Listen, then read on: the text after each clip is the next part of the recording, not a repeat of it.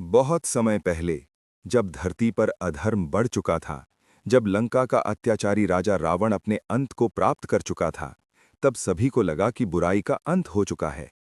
लेकिन कहानी यहीं खत्म नहीं हुई थी। लंका के युद्ध के बाद जब श्रीराम अयोध्या लौटने की तैयारी कर रहे थे, तभी आकाश में एक विचित्र कंपन हुआ। समुद्र उफनने लगा, दिशाएं कांप उठीं, देवताओं के चेहरे पर भय की रेखाएं खिंच गईं। देवर्षि नारद प्रकट हुए। उन्होंने कहा, प्रभु, रावण का अंत तो हुआ है, लेकिन एक और भयावह शक्ति जाग चुकी है, सहस्त्र रावण। सभा में सन्नाटा छा गया। कौन था सहस्त्र रावण? कहा जाता है कि सहस्त्र रावण रावण से भी प्राचीन और अधिक शक्तिशाली असुर था। उसके 10 नहीं, 100 नहीं, बल्कि 1000 मस्तक थे। उसकी तपस्या इतनी भयंकर थी कि स्वयं ब्रह्मांड उसकी ऊर्जा से कांप उठता था। वो पाताल लोक का अधिपति था। उसने वर्षों तक ऐसी साधना की कि देवताओं को भी वरदान देने पड़े। लेकिन उसकी शक्ति के साथ उसका अहंकार भी बढ़ता गया। जब उसे पता चला कि उसका वंशज रावण मारा गया है, उसका क्रोध ज्वालामुखी की तरह फूट पड़ा।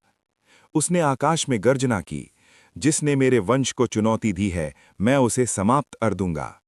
उसकी एक गर्जना से पर्वत टूट गए। उसकी एक सांस से समुद्र में तूफान उठ गया।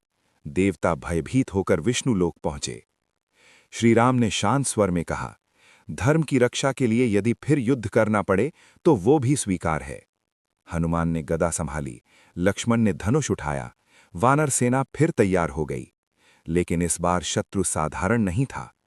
अचानक आकाश लाल हो गया, धरती फट गई, एक विशाल छाया प्रकट हुई। 1000 मुख, 1000 नेत्र, हर मुख से अग्नि निकल रही थी। वो हंसा और उसकी हंसी से आकाश फटने लगा। राम, तुमने एक रावण को हराया है, पर क्या 1000 रावणों का सामना कर पाओगे? युद्ध आरंभ हुआ। राम के तीर बिजली की तरह चले। हनुमान पर्वत उठाकर फेंकने लगे। लक्ष्मण के बाणों ने आकाश को ढक दिया। लेकिन सहस्त्र रावण हर वार के बाद फिर खड़ा हो जाता।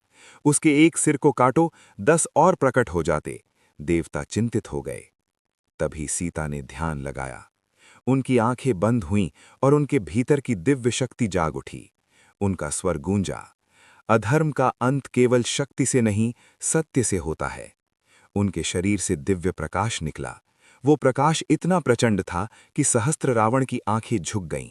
कहा जाता है, उस क्षण सीता ने अपने आदिशक्ति रूप का दर्शन कराया। राम ने उस दिव्य प्रकाश से शक्ति लेकर अपना अंतिम बाण चढ़ाया। ये साधारण बाण नहीं था, ये सत्य, करुणा और धर्म की ऊर्जा से भरा हुआ था।